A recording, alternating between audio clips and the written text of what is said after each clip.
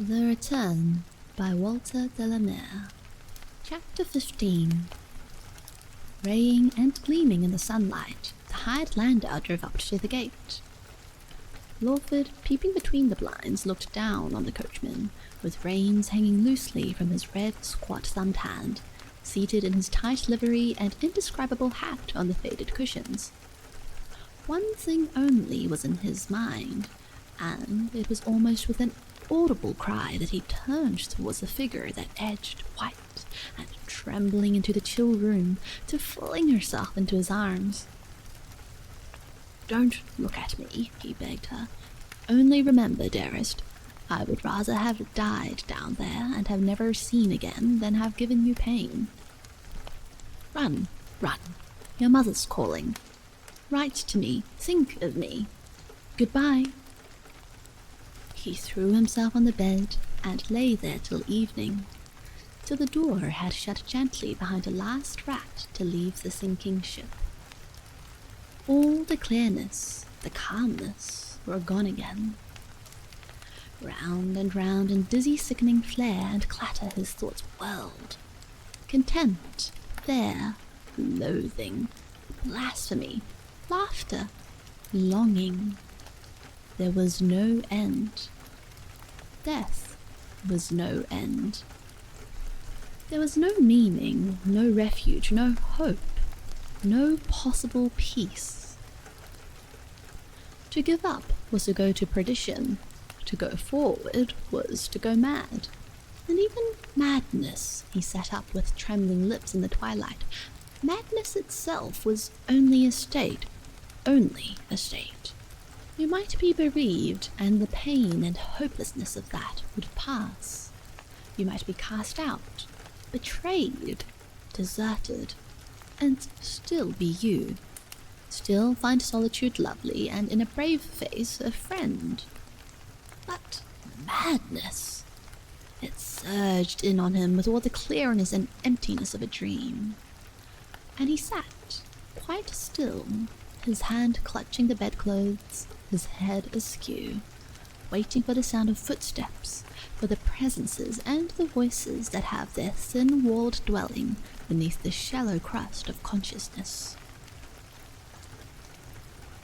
Inky blackness drifted up in wisps and smoke before his eyes. He was powerless to move, to cry out. There was no room to turn, no air to breathe, and yet there was a low, continuous, never-varying stir as of an enormous wheel whirling in the gloom. Countless infinitesimal faces arched like glimmering pebbles the huge, dim-colored vault above his head. He heard a voice above the monstrous rustling of the reel, clamoring, calling him back. He was hastening headlong, muttering to himself his own flat, meaningless name, like a child repeating as he runs his errand. And then, as if in a charmed, cold pool, he awoke, and opened his eyes again on the gathering darkness of the great bedroom, and heard a quick, inopportune, long-continued knocking on the door below, as if someone who had already knocked in vain. Cramped and heavy-limbed, he felt his way across the room and lit a candle. He stood listening a while, his eyes fixed on the door that hung a little open. All in the room seemed acutely, fantastically still. The flame burned dim, ennobled in the sluggish air. He stole slowly to the door, looked out, and again listened. Again the knocking broke out, more impetuously, and yet with a certain restraint and caution. Shielding the flame of his candle in the shell of his left hand, Lawford moved slowly, with chin uplifted, to the stairs. He bent forward a little and stood motionless and drawn up, the pupils of his eyes slowly contracting and expanding as he gazed down into the carpeted vacant gloom, past the dim, lowering presence that had fallen back before him. His mouth opened. "Who's there?" At last he called. Thank God, he heard Mr. Bethany mutter. "I mustn't call, Lawford. came a hurried whisper as if the old gentleman were pressing his lips to speak through the letterbox. "Come down and open the door. There's a good fellow. I've been knocking no end of a time." "Yes, I am coming," said Lawford. He shut his mouth and held his breath, and stair by stair he descended, driving steadily before him the crouching, gloating, menacing shape, darkly lifted up before him against the darkness, contending the way with him. "Are you ill? Are you hurt? Has anything happened, Lawford?" came the anxious old voice again, striving in vain to be restrained. "No, no," muttered Lawford. "I am coming slowly." He paused to breathe, his hands trembling, his hair lank with sweat, and still with eyes wide open, he descended against the phantom lurking in the darkness, an adversary that, if he should but for one moment close his lids, he felt would master sanity and imagination with its evil. "So long as you don't get in," he heard himself muttering, "so long as you don't get in, my friend." "What's that you're saying?" came up the muffled, querulous voice. "I can't for the life of me hear, my boy." "Nothing, nothing," came softly the answer from the foot of the stairs. "I was only speaking to myself." Deliberately, with candle held rigidly on a level with his eyes, Lawford pushed forward a pace or two into the airless, empty drawing-room and grasped the handle of the door. He gazed in a while, a black, oblique shadow flung across his face, his eyes fixed like an animal's, then drew the door steadily towards him. And suddenly, some power that had held him tense seemed to fail.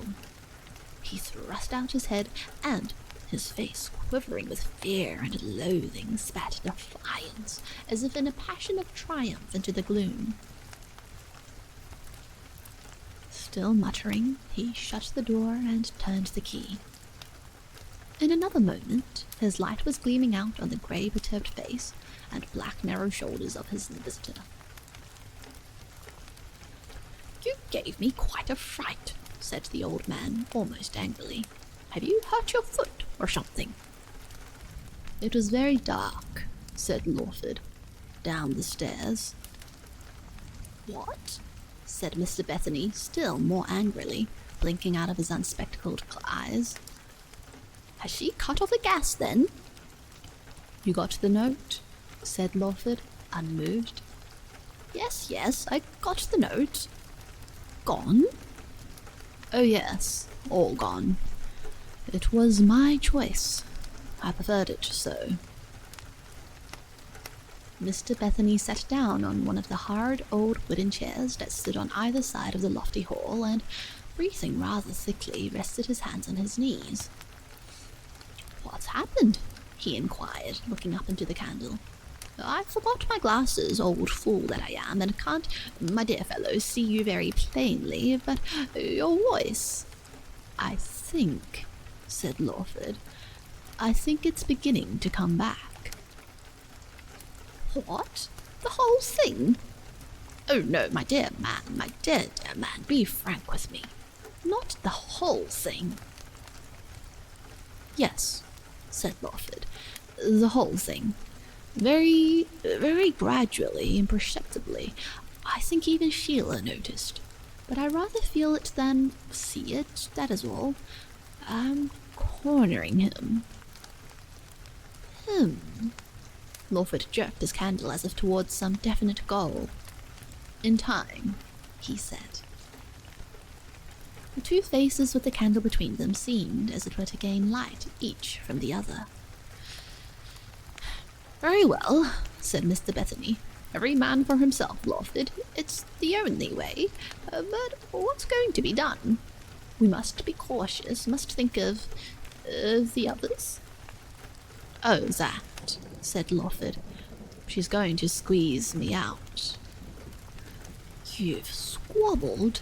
Oh, but my dear, honest honest old idiot. There are scores of families here in this parish within a stone's throw that squabble, wrangle, all but politely tear each other's eyes out every day of their earthly lives. It's perfectly natural. Where should we poor old busybodies be else? Peace on earth we bring, and it's mainly between husband and wife. Yes, said ʟɪᴏᴏᴜ, but you see, this was not our earthly life, it was between us. Listen to the damn mystic, exclaimed the old creature scoffingly. What depths we're touching! Here's the first serious break of his lifetime, and he's gone stark staring transcendental. Well. He paused and glanced quickly about him, with his curious bird-like poise of head. But you're not alone here, he inquired suddenly. Not absolutely alone? Yes, said ʟɪᴏᴜ, but there's plenty to think about and read. I haven't thought or read for years. No, nor I. After 30, my dear boy, one merely annotates, and the book's called Life. Bless me, his solemn old voice is grinding epigrams out of even this poor old parochial barrel organ. You don't suppose... You cannot be supposing you are the only serious person in the world. What's more, it's only skin deep. ʟɪᴏᴜ smiled. Skin deep. But think quietly over it. You'll see I'm done. Come here, said Mr. Bethany. Where's the whiskey? Where's the cigars? You shall smoke and drink, and I'll watch. If it weren't for a pitiful old stomach, I'd join you. Come on. He led the way into the dining room. He looked sparer, more wizened and sinewy than ever as he stooped to open the sideboard. Where on earth do they keep everything? He was muttering to himself. ʟɪᴏᴜ put the candlestick down on the table. There's only one thing, he said, watching his visitors rummaging. What precisely do you think they will do with me? Look here, ʟɪᴏᴜ, snapped Mr. Bethany. I've come round here, hooting through your letterbox to talk sense, not sentiment. Why, has your wife deserted you? Without a servant, without a single. It's perfectly monstrous. On my word of honor, I prefer it so. I couldn't have gone on. Alone, I all but forget this lupus. Every turn of her little finger reminded me of it. We are all of us alone, whether we know it or not. You said so yourself. And it's better to realize it stark and unfocused. Besides, you have no idea what odd things there may be. There is something on the other side. I'll win through to that. Mr. Bethany had been listening attentively. He scrambled up from his knees with an half-empty siphon of soda water. See here, ʟɪᴏᴜ, he said. If you really want to know what's your most insidious and most dangerous symptom just now, it is spiritual pride. You've won what you think a domestic victory, and you can scarcely bear the splendor. Oh, you may shrug. Pray, what is this other side which the superior double-faced creature's going to win through to now? He rapped it out almost bitterly, almost contemptuously. ʟɪᴏᴜ hardly heard the question. Before his eyes had suddenly arisen the peace, the friendly, unquestioning stillness, the thunderous lullaby old as the grave. It's only a fancy. It seemed I could begin again. Well, look here, said Mr. Bethany, his whole face suddenly lined and grey with age. You can't. It's the one solitary thing I've got to say, as I've said it to myself morn, noon, and night these scores of years. You can't begin again. It's all a delusion and a snare. You say we're alone. So we are. The world's a dream, a stage, a mirage rack, call it what you will. But you don't change. You're no illusion. There's no crying off for you, no ravelling out, no clean leaves. You've got this trouble, this affliction, my dear fellow. What shall I say to you, tell you how I grieved and groaned for you? Oh yes, and I actually laughed, I confess it, a vile, hysterical laughter to think of it. You've got this almost intolerable burden to bear. It's come like a thief in the night, but bear it you must, and alone. They say deaths are going to bed. I doubt it, but anyhow, life's a long undressing.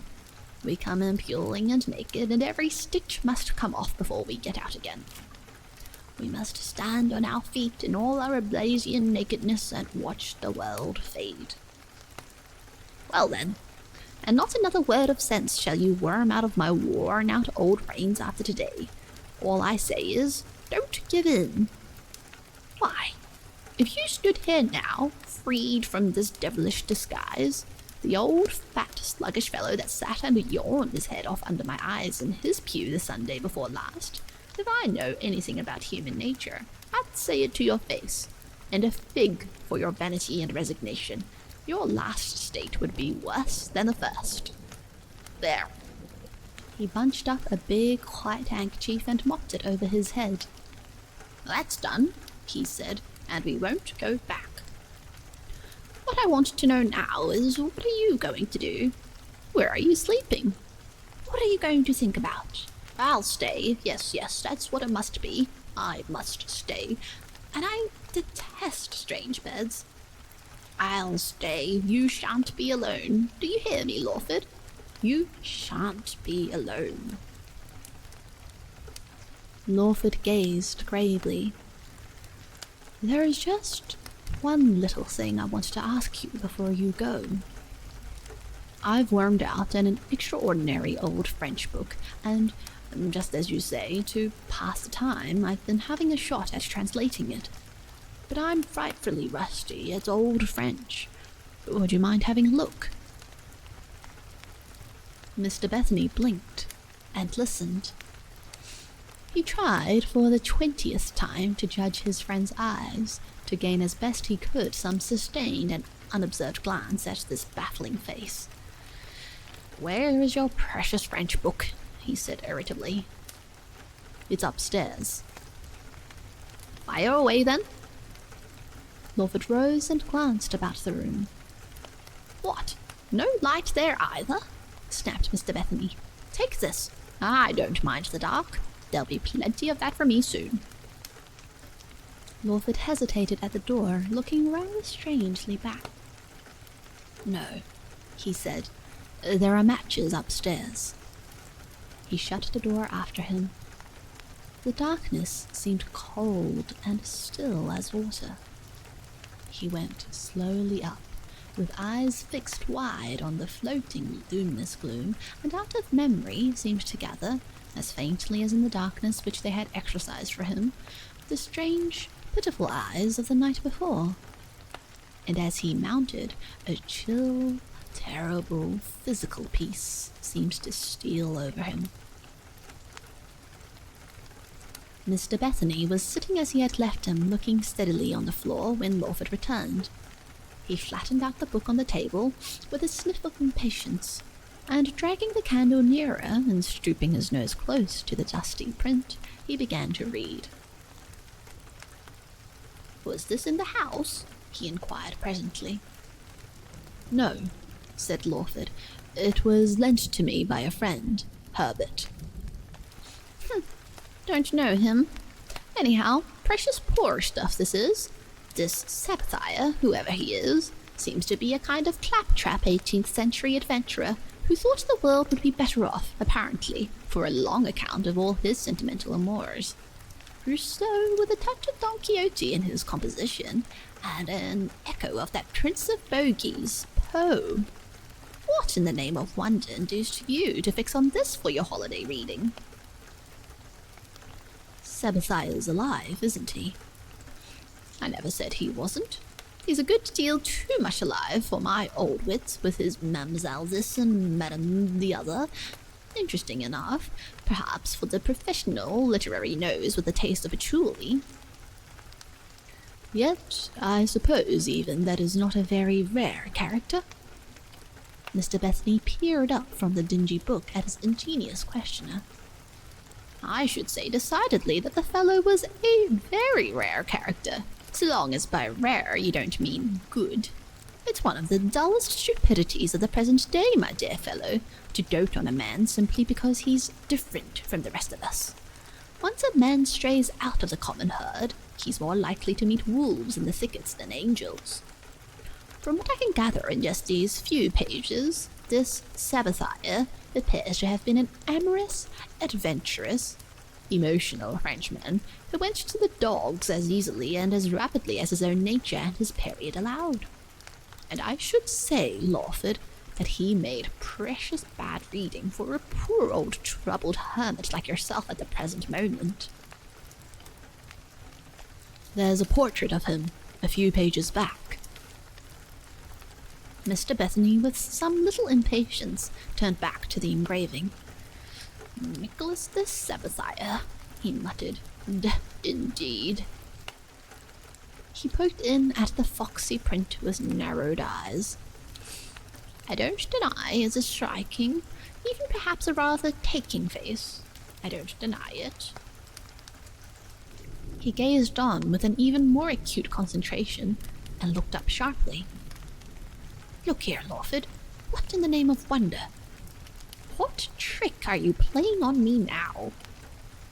Trick, said Lawford, and the world fell with the tiniest plash in the silence, like a vivid little float upon the surface of a shadowy pool.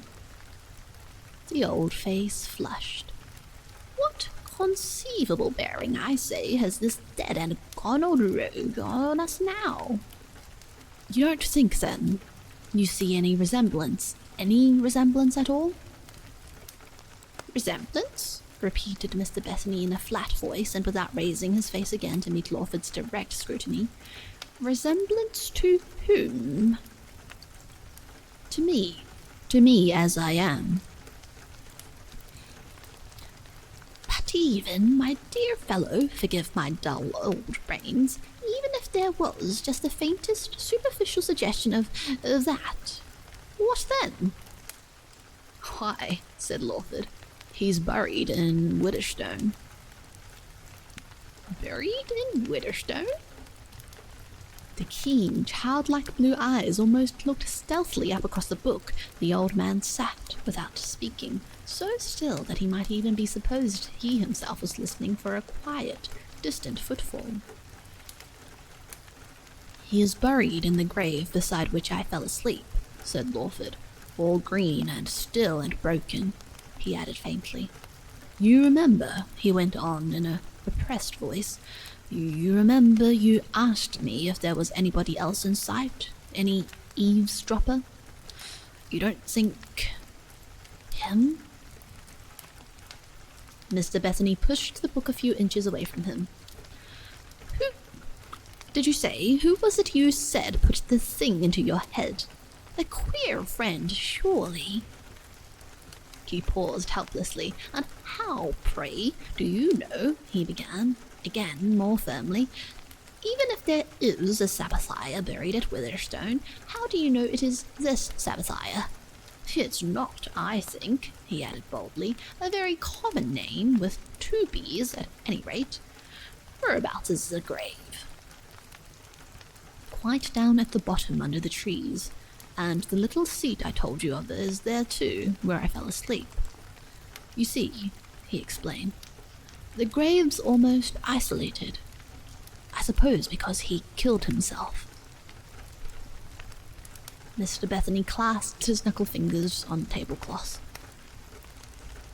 It's no good, he concluded after a long pause. The fellow's got up into my head. I can't think him out. We must thrash it out quietly in the morning with the blessed sun at the window. Not this farthing dip. To me, the whole idea is as revolting as it is incredible. Why, above a century? No, no. And on the other hand, how easily one's fancy builds. A few straws, and there's a nest, and squawking fledglings, all complete. Is that why that good practical wife of yours and all your faithful household have absconded? Does it, He threw up his head as if towards the house above him. Does it reek with him? Lawford shook his head. She hasn't seen him, not apart. I haven't told her. Mr. Bethany tossed the hugger-mugger of pamphlets across the table. Then, for simple sanity's sake, don't. Hide it, burn it, put the thing completely out of your mind. A friend. Who? Where is this wonderful friend? Not very far from Widderstone. He lives practically alone. And all that stumbling and muttering on the stairs?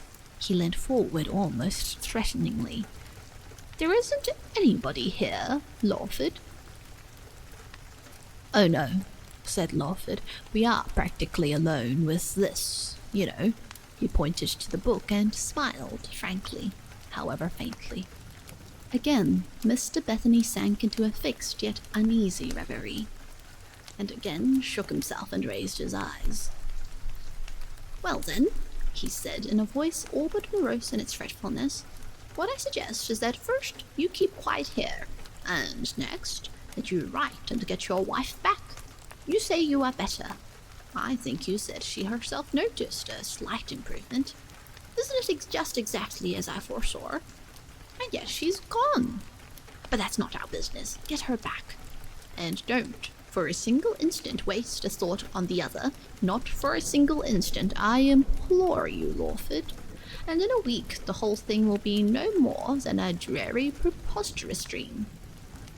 You don't answer me, he cried impulsively. But can one so easily forget a dream like this? You don't speak out, Lawford. You mean she won't? It must at least seem to have been in part of my own seeking or contriving, or at any rate, she said it, of my own hereditary or unconscious deserving. She said that. Mr. Bethany sat back. I see, he said.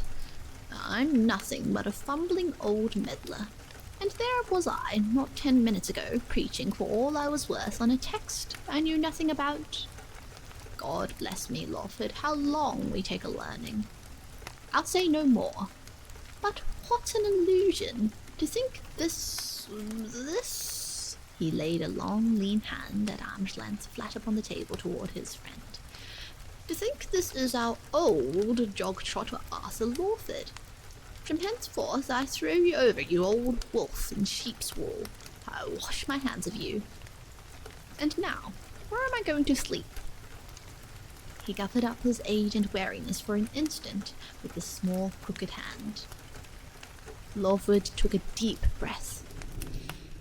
You're going, old friend, to sleep at home, and I'm going to give you my arm to the vicarage gate.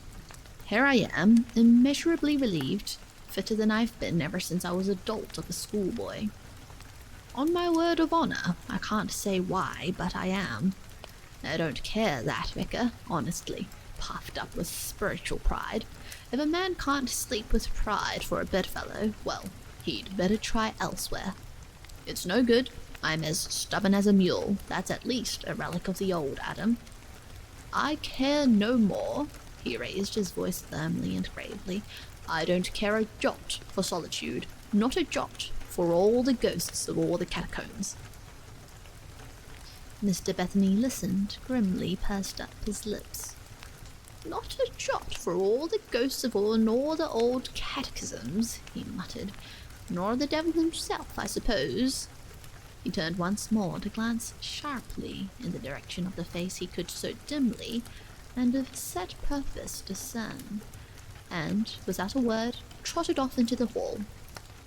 Lawford followed with the candle. Upon my word, you haven't had a mouthful of supper. Let me forage, just a quarter of an hour, eh? Not me, said Mr. Bethany. If you won't have me, home I go. I refuse to encourage this miserable grass wittering. What would they say? What would the busybodies say? fools that craves at shocking mysteries. Selina, Sister Anne. Come on. He shuffled on his coat and caught firm hold of his knobbed umbrella. Better not leave a candle, he said. Lawford blew out the candle. What? Called the old man suddenly, but no voice had spoken.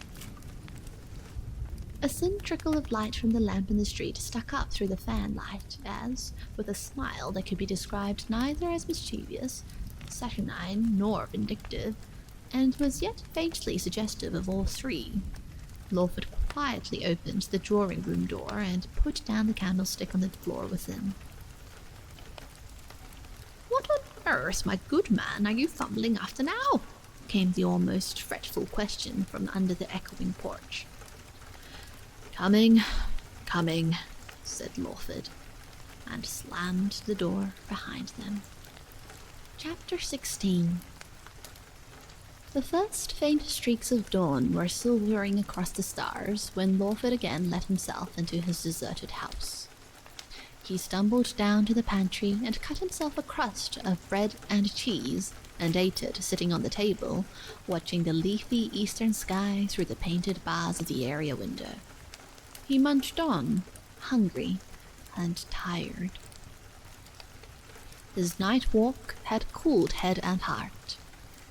Having obstinately refused Mr. Bethany's invitation to sleep at the vicarage, he had sat down on an old low wall and watched until his light had shone out his bedroom window. Then he had simply wandered on, past rustling, glimmering gardens, under the great timbers of yellowing elms, hardly thinking, hardly aware of himself, except as in a faraway vision of a sluggish, insignificant creature struggling across the tossed-up crust of an old, incomprehensible world. The secret of his content in that long, leisurely ramble had been that repeatedly, by a scarcely realized effort, it had not lain in the direction of Witherstone. And now, as he sat hungrily devouring his breakfast on the table in the kitchen, with the daybreak comforting his eyes, he thought with a positive mockery of the poor old night thing he had given inch by inch into the safekeeping of his pink and white drawing-room. Don Quixote, Poe, Rousseau, they were familiar but not very significant labels to a mind that had found very poor entertainment in reading. But they were at least representative enough to set him wondering which of their influences it was that had inflated with such a gaseous heroism that Lawford of the night before. He thought of Sheila with a not unkindly smile, and of the rest. "I wonder what they'll do," had been a question almost as much in his mind during these last few hours as had "What am I to do?" in the first bout of his visitation. But the "they" was not very precisely visualized. He saw Sheila, and Harry, and dainty pale blue Betty Lovat, and cautious old Wedderburn, and Stanton, and Craig, and cheery gossipy Dr. Sutherland, and the verger, Mr. Dutton, and Critchett, and the gardener, and Ada, and the whole vague, populous host that keep one as definitely in one's place in the world's economy as a firm-set pin the cap-board moth. What his place was to be only time could show.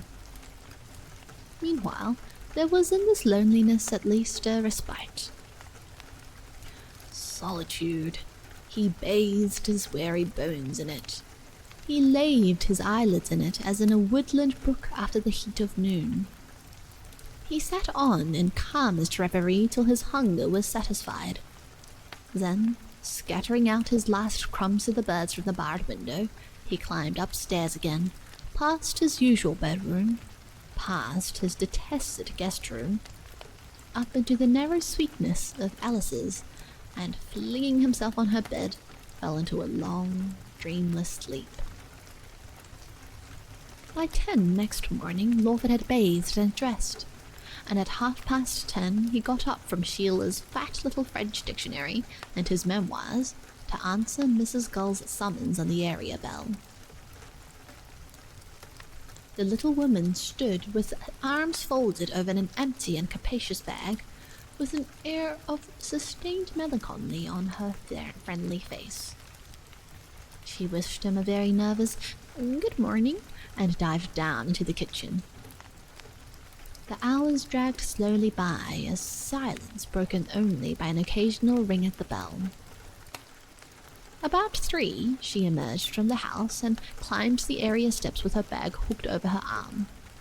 He watched the little black figure out of sight, watched a man in a white canvas hat ascend the steps to push a blue-printed circular through the letterbox. It had begun to rain a little. He returned to the breakfast room, and with the window wide open to the rustling coolness of the leaves, edged his way very slowly across from line to line of the obscure French print. Sabbathiah, nonetheless, and in spite of his unintelligible literariness, did begin to take shape and constancy. The man himself, breathing and thinking, began to live for Lawford even in those few half-articulate pages, though not in quite so formidable a fashion as Mr. Bethany had summed him up. But as the west began to lighten with the declining sun, the same old disquietude, same old friendless and foreboding ennui stole over Lawford's solitude once more. He shut his books, placed a candlestick and 2 boxes of matches on the hall table, lit a bead of gas, and went out into the rainy, sweet streets again. At a mean little barber's with a pole above his lettered door, he went in to be shaved. And a few steps further on, he sat down at the crumb-littered counter of a little baker's shop to have some tea. It pleased him almost to childishness to find how easily he could listen and even talk to the oiled and crimpy little barber, and to the pretty, consumptive-looking, print-dressed baker's wife. Whatever his face might now be conniving at, the Arthur Lawford of last week could never have hobnobbed so affably with his social inferiors. For no reason in the world, unless to spend a moment or 2 longer in the friendly baker's shop, he bought 6 penny worth of cakes. He watched them as they were deposited one by one in the bag, and even asked for one sort to be exchanged for another, blushing a little at the pretty compliment he had ventured on. He climbed out of the shop and paused on the wooden doorstep. "Do you happen to know Mr. Herbert Herberts?" he said. The baker's wife glanced up at him with clear, reflective eyes. "Mr. Herberts? That must be some little way off, sir. I don't know any such name, and I know most, just round about like this." "Well, yes, it is," said Lawford rather foolishly. "I hardly know why I asked. It's past the churchyard at Widderstone." "Oh, yes, sir," she encouraged him. "A big, wooden-looking house." "Really, sir? Wooden?" Lawford looked into her face, but could find nothing more to say, so he smiled again rather absently and ascended into the street. He sat down outside the churchyard gate on the very bank where he had in the sourness of the nettles first opened Sabbathiah's memoirs. The world lay still beneath the pale sky. Presently, the little fat rector walked up the hill, his wrists still showing beneath his sleeves. Lawford meditatively watched him pass by. A small boy with a switch, a tiny nose, and a swinging gallipot, his cheeks lit with the sunset, followed soon after. Lawford beckoned him with his finger and held out the bag of tarts. He watched him, half incredulous of his prize, and with many a cautious look over his shoulder, pass out of sight. For a long while he sat alone, only the evening birds singing out of the greenness and silence of the churchyard. What a haunting, inescapable riddle life was. Colour suddenly faded out of the light streaming between the branches, and depression, always lying in ambush of the novelty of his freedom, began like mist to rise above his restless thoughts. It was all so devilish empty, this raft of the world floating under evening's shadow. How many sermons had he listened to, enriched with the simile of the ocean of life? Here they were, come home to roost. He had fallen asleep, ineffectual sailor that he was, and a thief out of the cloudy deep had stolen oar and sail and compass, leaving him adrift the riding of the waves. Are they worth, do you think, quite a penny? Suddenly inquired a quiet voice in the silence. He looked up into the almost colourless face, into the grey eyes beneath their clear, narrow brows. I was thinking, he said, what a curious thing life is, and wondering. The first half is well worth the penny. It's originality. I can't afford it 2p, so you must give me what you were wondering. Lawford gazed rather blankly across the twilight fields. I was wondering, he said with an oddly naive candour, how long it took one to sink. They say, you know, Grizzle replied solemnly, drowned sailors float midway, suffering their sea change. Purgatory. But what a splendid pennyworth! All pure philosophy. Philosophy? Said Lawford. I am a perfect fool. Has your brother told you about me? She glanced at him quickly. We had a talk. Then you do know? He stopped dead and turned to her. You really realize it, looking at me now? I realize, she said gravely, that you look even a little more pale and haggard than when I saw you first the other night. We both, my brother and I, you know, thought for certain you'd come yesterday. In fact, I went into the Widderstone in the evening to look for you, knowing your nocturnal habits. She glanced again at him with a kind of shy anxiety. Why is your brother so... Why does he let me bore him so horribly? Does he? He's tremendously interested, but then he's pretty easily interested when he's interested at all. If he can possibly twist anything into the slightest show of mystery, he will. But of course, you won't. You can't take all he says seriously. The tiniest pinch of salt, you know. He's an absolute fanatic at talking in the air. Besides, it doesn't really matter much. In the air? I mean, if once a theory gets into his head, the more far-fetched, so long as it's original, the better. It flowers out into a positive miracle of incredibilities. And of course, you can rout out evidence for anything under the sun from his dingy old folios. Why did he lend you that particular book? Didn't he tell you that, then? He said it was Sabbathia. She seemed to think intensely for the merest fraction of a moment and turned. Honestly, though, I think he immensely exaggerated the likeness. As for... He touched her arm, and they stopped again, face to face. Tell me what difference exactly you see, he said. I am quite myself again now, honestly. Please, tell me just the very worst you think. I think, to begin with, she began, with exaggerated candour, his is rather a detestable face. And mine, he said gravely.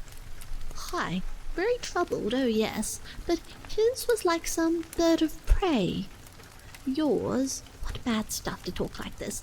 Not the least symptom, but I can see, of why, the prey, you know. They had come to the wicket in the dark, thorny hedge. Would it be very dreadful to walk on a little, just to finish? Very, she said, turning as gravely at his side. What I wanted to say was, began Lawford, and forgetting altogether the thread by which he had hoped to lead up to what he really wanted to say, broke off lamely. I should have thought you would have absolutely despised a coward. It would be rather absurd to despise what one so horribly well understands. Besides, we weren't cowards. We weren't cowards a bit. My childhood was one long reiterated terror, nights and nights of it, but I never had the pluck to tell anyone. No one so much as dreamt of the company I had. Ah, and you didn't see either that my heart was absolutely in my mouth, that I was shriveled up with fear, even at sight of the fear on your face in the dark. There's absolutely nothing so catching. So you see, I do know a little what nerves are, and dream too sometimes, though I don't choose charnel houses if I can get a comfortable bed. A coward? May I really say that to ask my help was one of the bravest things in a man I ever heard of? Bullets, that kind of courage. No real woman cares twopence for bullets. An old aunt of mine stared a man right out of the house with the thing in her face. Anyhow, whether I may or not, I do say it again. So now we are quits. Will you? Began Lawford and stopped. What I wanted to say was, he jerked on, it is sheer, horrible hypocrisy to be talking to you like this, though you will never have the faintest idea of what it has meant and done for me. I mean, and yet, I do feel when just for the least moment I forget what I am, and that isn't very often, when I forget what I have become and what I must go back to, I feel that I haven't any business to be talking with you at all. Quits. And here I am, an outcast from decent society. Ah, you don't know. She bent her head and laughed under her breath. You do really stumble on such delicious compliments. And yet, do you know, I think my brother would be immensely pleased to think you were an outcast from decent society, if only he could be thought of one too. He has been trying half his life to wither decent society with neglect and disdain, but it doesn't take the least notice. The death adder, you know. Besides, what is all this meek talk? I detest meek talk, gods or men. Surely, in the first and last resort, all we are is ourselves. Something has happened. You are jangled, shaken. But to us, believe me, you are simply one of fewer friends, and I think, after struggling up Widderstone Lane hand in hand with you in the dark, I have a right to say friends than I could count on one hand. What are we all if we only realized it? We talk of dignity and propriety, and we are like so many children playing with knucklebones in a giant's scullery. Come along, he will some supper time for us, each in turn, and how many even will so much as look up from their play to wave us goodbye? That's what I mean, the plot of silence we are all in. If only I had my brother's lucidity, how much better I would have said all this. It is only, believe me, that I want ever so much to help you, if I may, even at risk, too, she added rather shakily, of having that help. Well, I know it's little good. The lane had narrowed. They had climbed the arch of a narrow stone bridge that spanned the smooth dark Widder. A few late starlings were winging far above them, and darkness was coming on apace. They stood for a while, looking down into the black, flowing water, with here and there the mild silver of a star dim leagues below. I am afraid, said Grizzle, looking quietly up, you have led me into talking most pitiless nonsense. How many hours, I wonder, did I lie awake in the dark last night thinking of you? Honestly, I shall never forget that walk. It haunted me on and on. Thinking of me? Do you really mean that? Then it was not all imagination. It wasn't just the drowning man clutching at a straw. The grey eyes questioned him. You see, he explained in a whisper as if afraid of being overheard. It came back again, and I don't mind a bit how much you laugh at me. I'd been asleep and had a most awful dream, one of those dreams that seem to hint that someday that will be our real world, that someday we may awake where dreaming then will be of this. And I woke, came back, and there was a tremendous knocking going on downstairs. I know there was no one else in the house. No one else in the house? And you, like this? Yes, said Lawford stolidly. They were all out as it happened. And of course, he went on quickly, there was nothing for me to do but simply to go down and open the door. And yet, do you know, at first, I simply couldn't move. I lit a candle, and then somehow I got to know that waiting for me was just... But there... He broke off, half ashamed. I mustn't bother you with all of this morbid stuff. Will your brother be in now, do you think? My brother will be in, and, of course, expecting you. But as for bother, believe me, well, did I quite deserve it? She stooped towards him. You lit a candle, and then? They turned and retraced their way slowly up the hill. It came again. It? That presence, that shadow. I don't mean, of course, it's a real shadow. It comes, doesn't it, from within, as if from out of some unheard of hiding place where it has been lurking for ages and ages before one's childhood. At least, so it seems to me now. And yet although it does come from within, there it is too in front of you, before your eyes, feeding even on your fear, just waiting, watching for... What nonsense all this must seem to you. Yes, and then? And you must remember the poor old boy had been knocking all this time. My old friend, Mr. Bethany, I mean... knocking and calling through the letterbox, thinking I was an extremist or something. Then how shall I describe it? Well, you came, your eyes, your face, as clear as when, you know, the night before last, when we went up the hill together. And then we, you and I, you know, simply drove him downstairs, and I could hear myself grunting as if it was really a physical effort. We drove him, step by step, downstairs, and... He laughed outright, and boyishly continued his adventure. What do you think I did then, without the ghost of a smile too, at the idiocy of the thing? I locked the poor beggar in the drawing room. I saw him there, as plainly as I ever saw anything in my life, and the furniture glimmering, though it was pitch dark. I can't describe it. It all seemed so desperately real, absolutely vital then.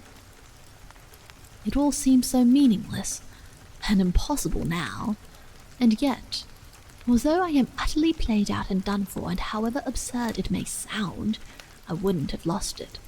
I wouldn't go back for any bribe there is. I just feel as if a great bundle had been rolled off my back. Of course, the queerest, the most detestable part of the whole business is that the thing on the stairs was this. He lifted a grave and haggard face towards her again, or rather, that. He pointed with his stick towards the starry churchyard. Sabbathia, he said. Again, they had paused together before the white gate, and this time, Lawford pushed it open and followed his companion up the narrow path. She stayed a moment, her hand on the bell. Was it my brother who actually put that horrible idea into your mind? About Sabbathia? Oh not really put it into my head," said Lawford hollowly. "He only found it there, lit it up." She laid her hand lightly on his arm. "Whether he did or not," she said with an earnestness that was almost an entreaty, "of course, you must agree that we, every one of us, have some such experience. The kind of visitor, once at least in a lifetime." "Ah, but," began Lawford, turning forlornly away, "you didn't see. You can't have realized the change." She pulled the bell as if in some inward triumph. "But don't you think," she suggested, that like the other might be, as it were, partly imagination too, if now you thought back?" But a little old woman had opened the door, and the sentence, for the moment, was left unfinished. Chapter 17. There was no one in the room and no light when they entered. For a moment, Grizzle stood by the open window looking out. Then she turned impulsively. "My brother, of course, will ask you to," she said. "We had made up our minds to do so if you came again, but I want you to promise me now that you won't dream of going back tonight. That surely would be tempting. Well, not Providence. I couldn't rest if I thought you might be alone, like that again." Her voice died away into the calling of the waters. A light moved across the dingy old rows of books, and as his sister turned to go out, Herbert appeared in the doorway carrying a green-shaded lamp with an old leather quarto under his arm. "Ah, here you are," he said. "I guessed you had probably met." He drew up burdened before his visitor, but his clear black glance, instead of wandering off at his first greeting, had intensified, and it was almost with an air of absorption that he turned away. He dumped his book onto a chair, and it turned over with scattered leaves onto the floor. He put the lamp down and stooped after it, so that his next words came up muffled, and as if the remark had been forced out of him. "You don't feel worse, I hope?" He got up and faced his visitor for the answer, and for the moment, Lawford stood, considering his symptoms. "No," he said almost gaily. "I feel enormously better." But Herbert's long, oval face, questioning eyes beneath the sleek black hair were still fixed on his face. "I am afraid, my dear fellow," he said, with something more than his usual curiously indifferent courtesy, "this struggle has frightfully pulled you to pieces." "The question is," answered Lawford, with a kind of tired yet whimsical melancholy in his voice, "though I am not sure that the answer very much matters, what's going to put me together again? It's the old story of Humpty Dumpty, Herbert. Besides, one thing you said has stuck out in a quite curious way in my memory. I wonder if you will remember." "What was that?" said Herbert with unfeigned curiosity. "Why, you said even though Sabbathai had failed, though I was still my own old stodgy self, that you thought the face, you know, might work in. Somehow, sometimes, I think it has. It does really haunt me. In that case, well, what then?" Lawford had listened to himself to this involved explanation much as one watches the accomplishment of a different trick, marvelling more at its completion at all than at the difficulty involved in the doing of it. "Work in," repeated Herbert, like a rather blasé child confronted with a new mechanical toy. "Did I really say that?" "Well, honestly, it wasn't bad. It's what one would expect on that hypothesis. You see, we are only different, as it were, in our differences. Once the foot's over the threshold, it's 9 points of the law. But I don't remember saying it." He shamefacedly and naively confessed it. "I say such an awful lot of things, and I'm always changing my mind.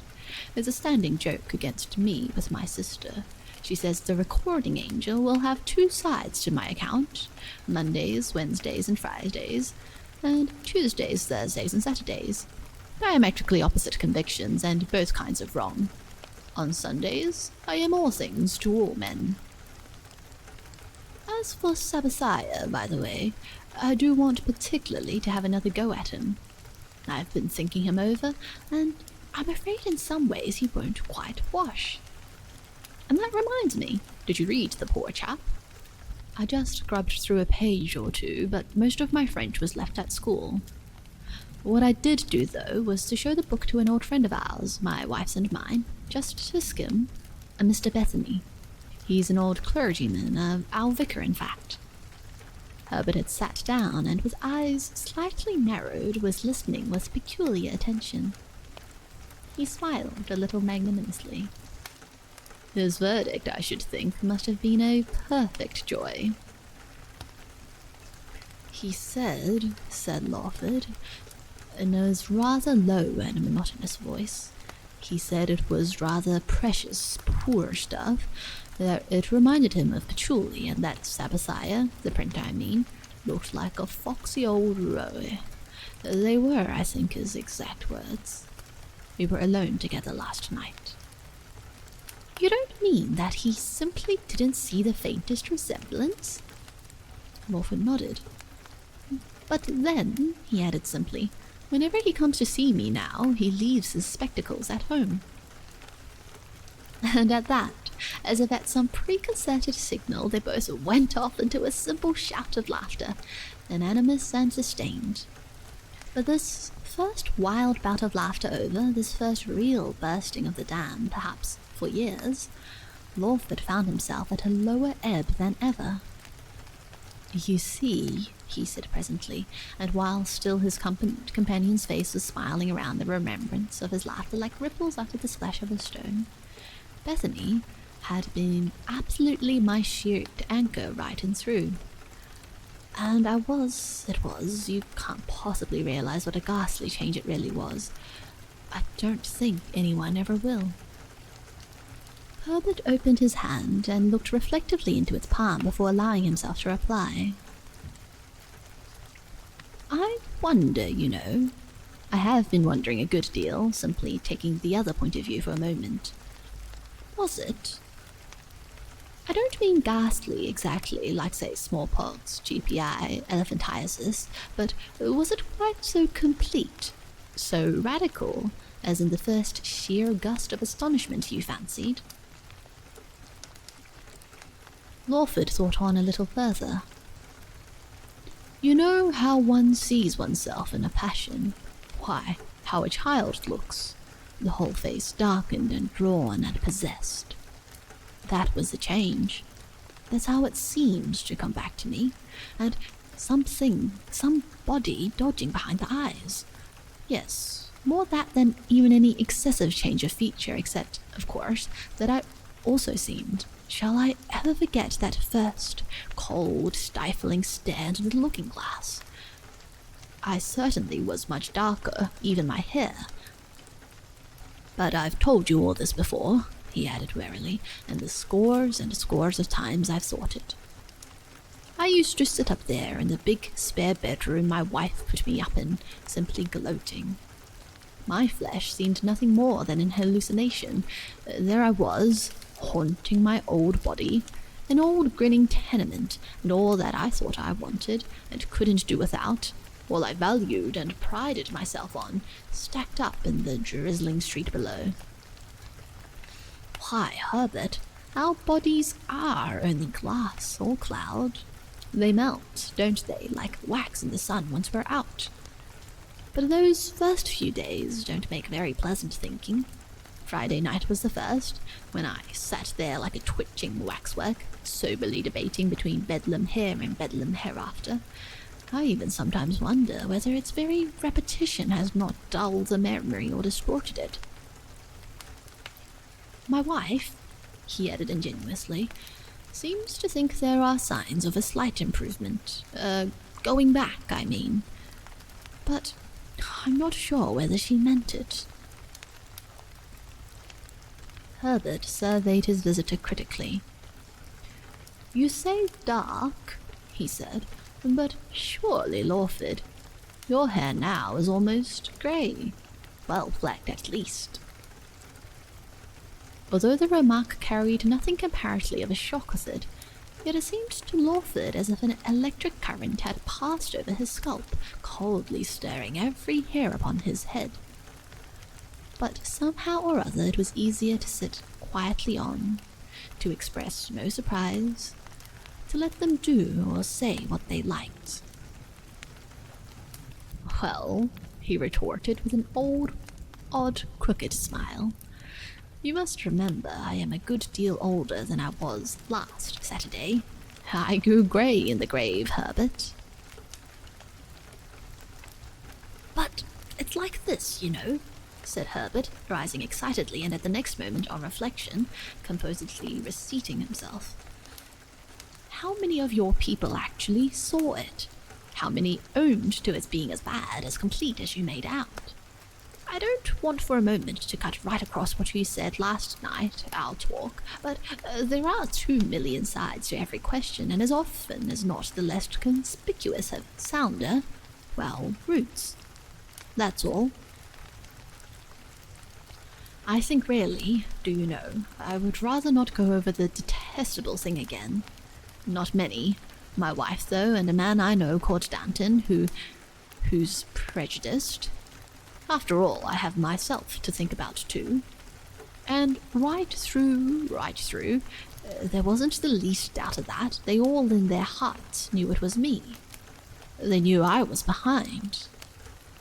I could feel that absolutely always. It's not just eyes and ears we use, there's us ourselves to consider, though God alone knows what that means.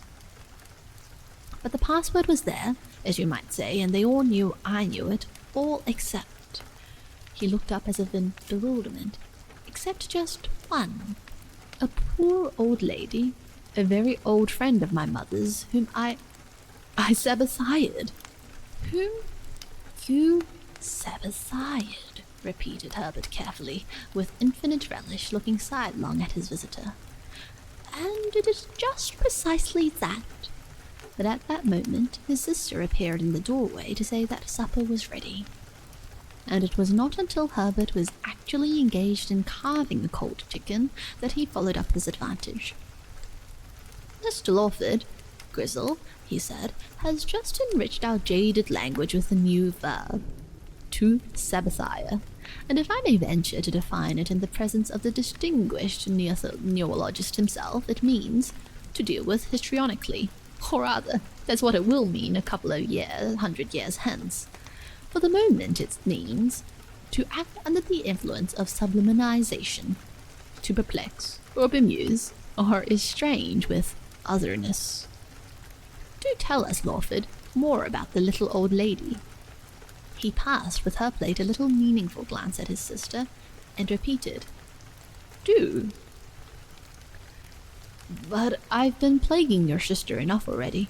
You'll wish—" Lawford began, and turned his tired-out eyes towards the others awaiting them so frankly, they seemed in their perfect friendliness a rest from all his troubles. "You see," he went on, "what I kept on thinking of was to get a quite unbiased and unprejudiced view. She had known me for years, though we had not actually met more than once or twice since my mother's death. And there she was, sitting with me at the other end of just another little seat as," he turned to Herbert, "as ours at Widderstone. It was on Bewley Common, I can see it all now. It was sunset, and I simply turned and asked her in a kind of whining affected manner if she remembered me, and when after a long time she came round to owning that to all intents and purposes she did not, I professed to have made a mistake in recognizing her. I think," he added, glancing up from one to the other of his 2 strange friends, "I think it was the meanest trick I can remember." Said Herbert solemnly. "I wish I had as sensitive a conscience. But as your old friend didn't recognize you, who's the worse? As for her not doing so, Just think of the difference a few years makes to a man, and any severe shock. Life wears so infernally badly.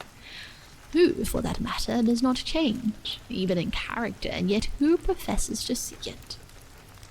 Mind, I don't say in essence, but then how many of the human ghosts one meets does one know in essence? One doesn't want to. It would be positively cataclysmic. And that's what brings me around to feel, ʔɪᴏᴏᴏ, if I may venture to say so, that you may have brooded a little too keenly on your own case. Tell anyone you feel ill, he will commiserate with you to positive nausea. Tell any priest your soul is in danger, will he wait for proof? It's a misery and penances world without end. Tell any woman you love her, will she, can she, should she gainsay you? There you are. The cat's out of the bag, you see. My sister and I sat up half the night talking the thing over. I said I'd take the plunge. I said I'd risk comparing the crassest, contradictoriest wretch that ever drew breath. I don't deny that what I hinted at the other night must seem in part directly contrary to what I'm going to say now. He wheeled his black eyes as if for inspiration and helped himself to a salad. It's this, he said. Isn't it possible, isn't it even probable that being ill and overstrung, moping a little over things more or less out of the common ruck, and sitting there in a kind of trance, isn't it possible that you may have very largely imagined the change? Hypnotized yourself into believing it much worse, more profound, radical, acute, and simply absolutely hypnotizing others into thinking so too. Christendom is just beginning to discover that there is such a thing as faith, that is just possible that, say, grins or melancholia may be removed, at least as easily as mountains. This converse, of course, is obvious on the face of it. And man fails because he thinks himself a failure. It's the men that run away that lose the battle. Suppose then, ʔɪᴏᴏ, he leaned forward, keen and suave. Suppose you have been and Sabbathized yourself.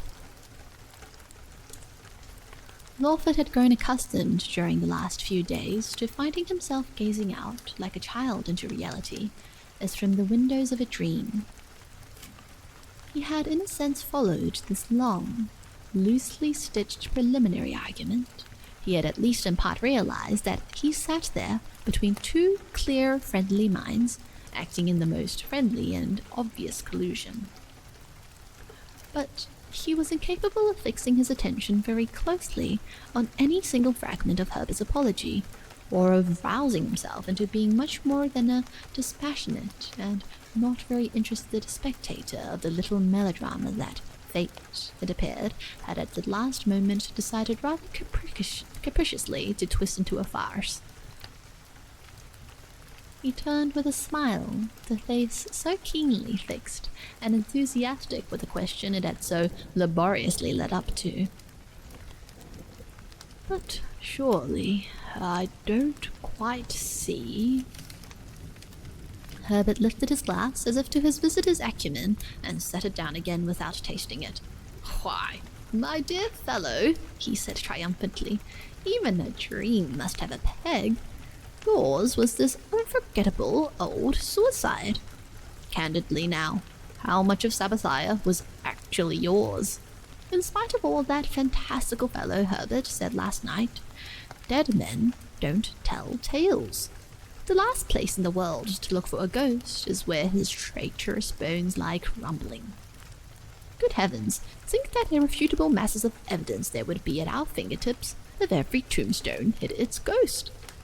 No, the fellow just arrested you with his creepy epitaph. An epitaph, mind you, that is in a literary sense distinctly fertilizing.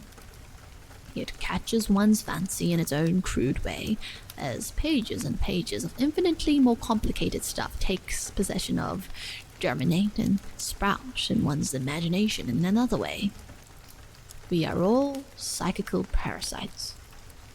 Why, Given his epitaph, given the surroundings, I wager any sensitive consciousness could have guessed at his face, and guessing, as it were, would have feigned it. What do you think, Grizzle? I think, dear, you are talking absolute nonsense. What do they call it? Darkening counsel? It's the hair of the dog, Mr. Lawford. Oh, well then, you see, said Herbert over a hasty mouthful, and turning again to his victim.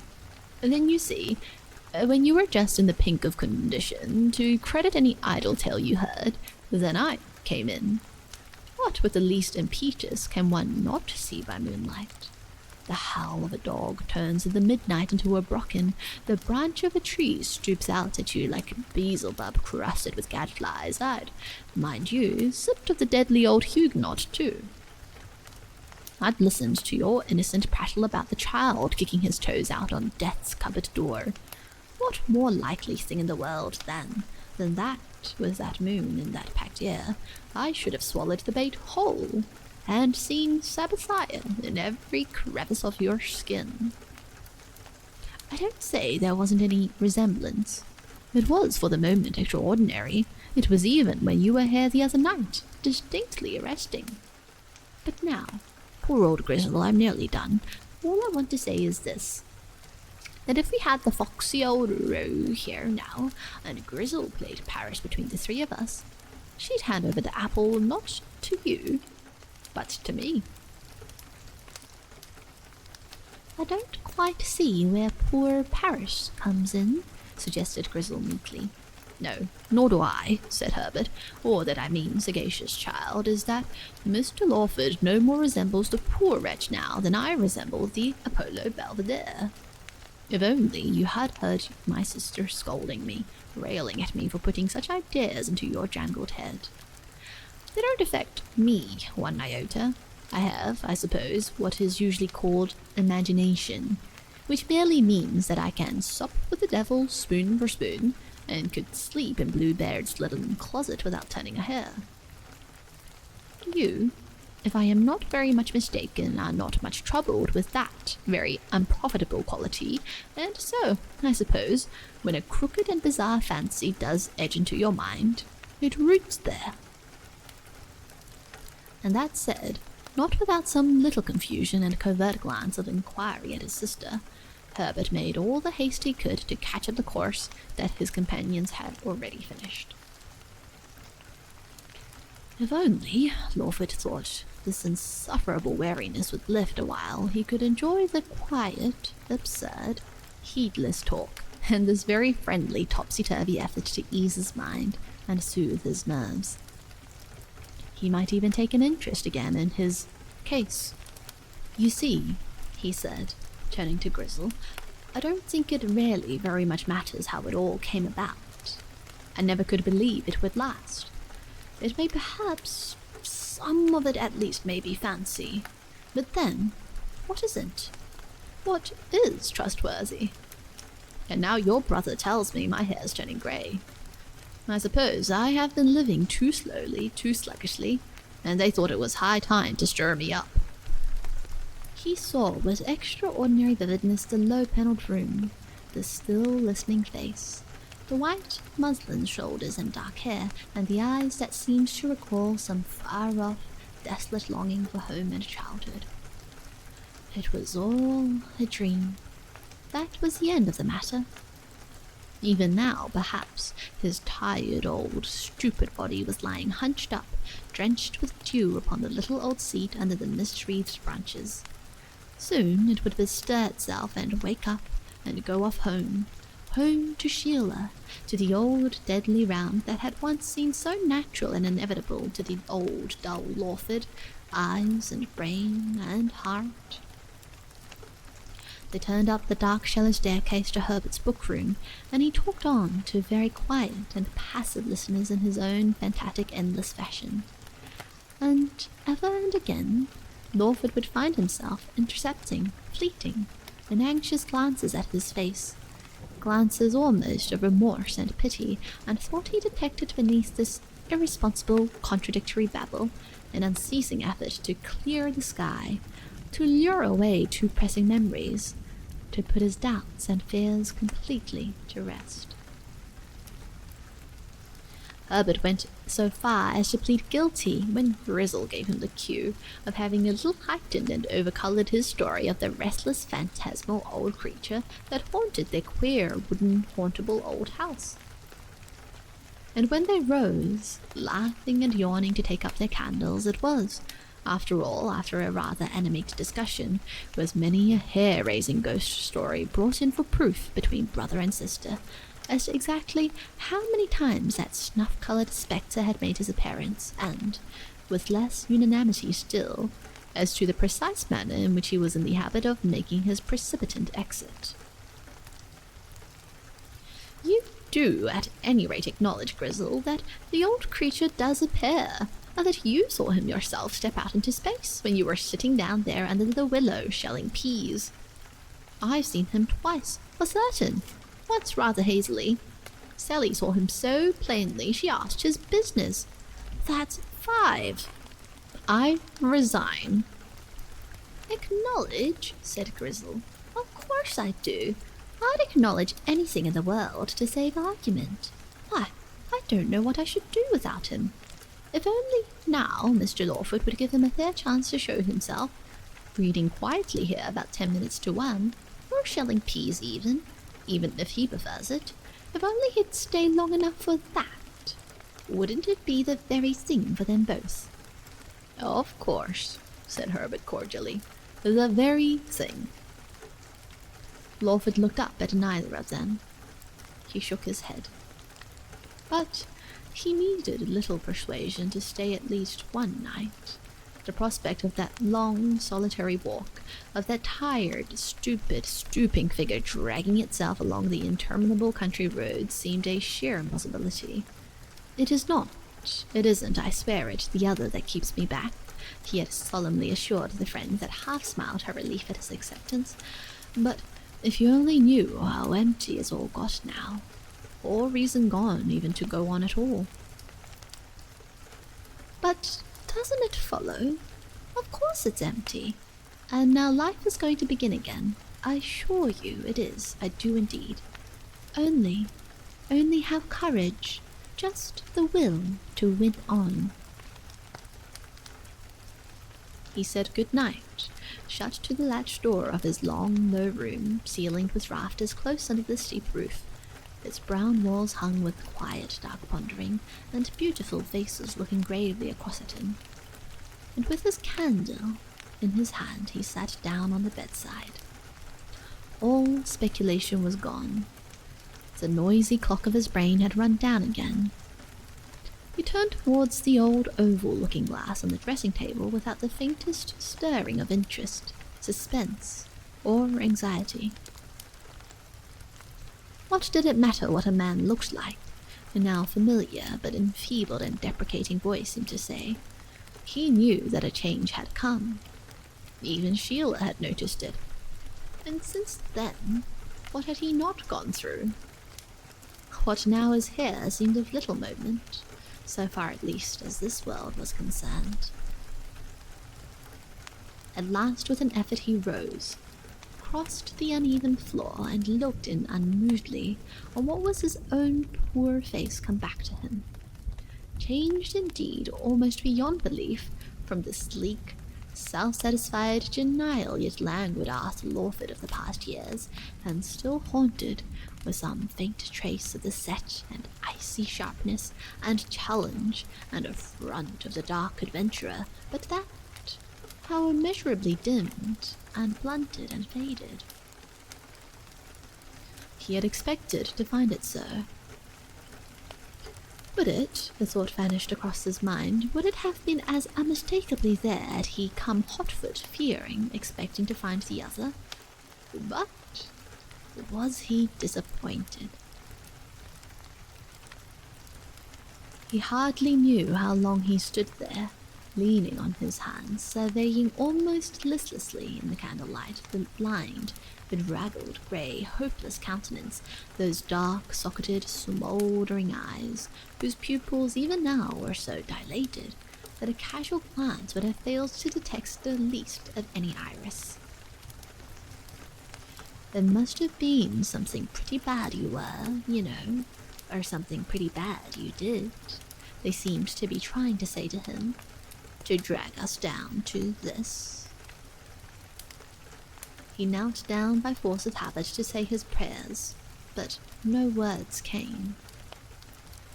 Well, between earthly friends, a betrayal such as this would have caused a lifelong estrangement and hostility.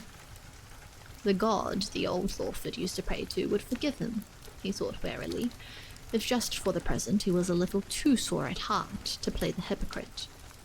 But if, while kneeling, he said nothing, he saw a good many things in such tranquillity and clearness as the mere eyes of the body can share but rarely with their sisters of the imagination. And now, it was Alice who looked mournfully out of the dark at him, and now the little old charwoman, Mrs. Gull, with her bag hooked over her arm, climbed painfully up the area steps. And now, it was the lean, vexed face of a friend, nursing some restless and anxious grievance against him, Mr. Bethany. And then, and ever again, it was the face of one who seemed pure dream and fantasy, and yet... He listened intently, and fancied even now he could hear the voices of brother and sister talking quietly and circumspectly together in the room beneath.